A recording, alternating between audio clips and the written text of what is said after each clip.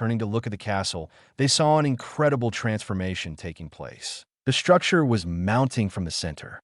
Outward in a bright light was shooting up into the twilight like a Giza or a fire with a low rumble Santa caved in splashing water into the frozen moat. To their great amazement, fiery orange and red bird sawed upward and paused, flapping its wings over the remains of the ice castle. With each downward motion, it sent rivers of warm water outward, thawing everything inside the moat and flooding the area around it. Jamie could see that they had to get off the mountain as soon as possible. As the great Phoenix swooped and called out over their heads, he decided to take a risk, dropping his heavy skates on the ground. He told Leona to hold tight to him. She complied, linking her arms around his neck. Then, as the beautiful bird swooped close above their heads, he grabbed it by the feet, holding on as tightly as he had done to the frosty white eagle on the way up the mountain. Without protest, the bird carried them into the air. Fragile ice palace vanished behind them, and the ground melted away and caved.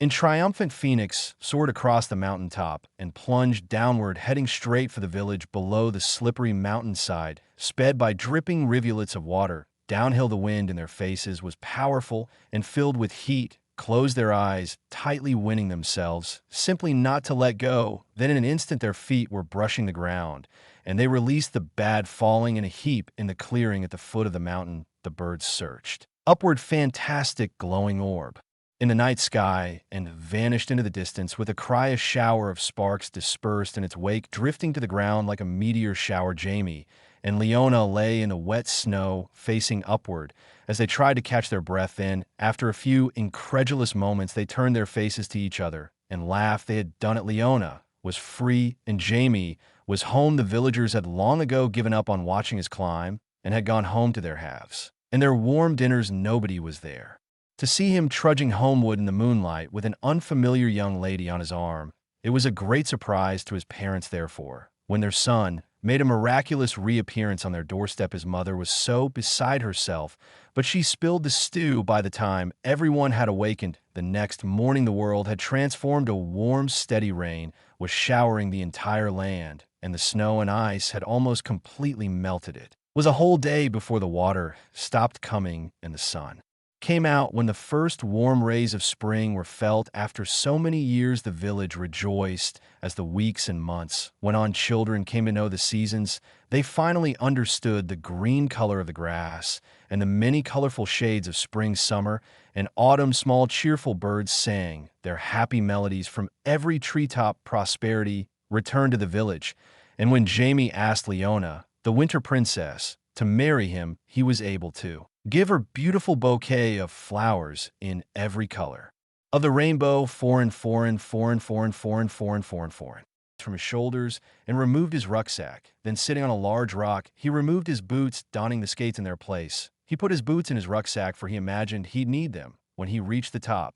Then he turned and faced his greatest obstacle head on, putting the rucksack securely on his back. He took a tentative step, lodging the pick of his skate blade into the ice. Then, stepping up, he placed the other skate blade slightly above it. The hill was steep, but the incline was just enough that he could lean forward, balancing himself on the slippery surface with his hands, continuing slowly with one foot above the other. He began the climb. Jamie didn't allow himself to think about how much time was passing or how much energy he had left. Pick, step, hoist, he willed himself into the slow pattern of the looking neither right nor left, and certainly not up or down gaggle of villages soon faded into the background of his consciousness. As his climbing continued, he became vaguely aware that he was moving out of the shadow at the bottom of the hill. He was reaching a height at which the chilly rays of the winter sun lit the ice in his path, and what a sight! It was simultaneously translucent and impenetrable. The mountain seemed to contain infinite mirrors that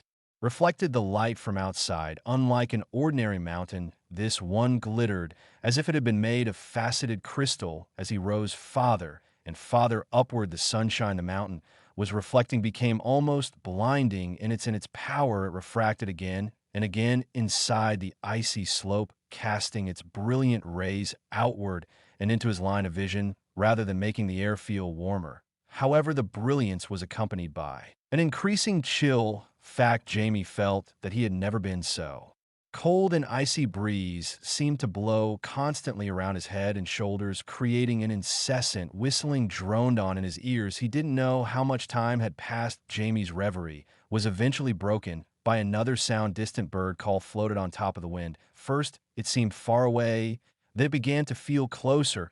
Turning his face upward, he tried to spot the source of the noise. He knew it must be the infamous bird he had been expecting. At first, all he could see was the dazzling sunlight. Then from nowhere, a pair of unnaturally large wings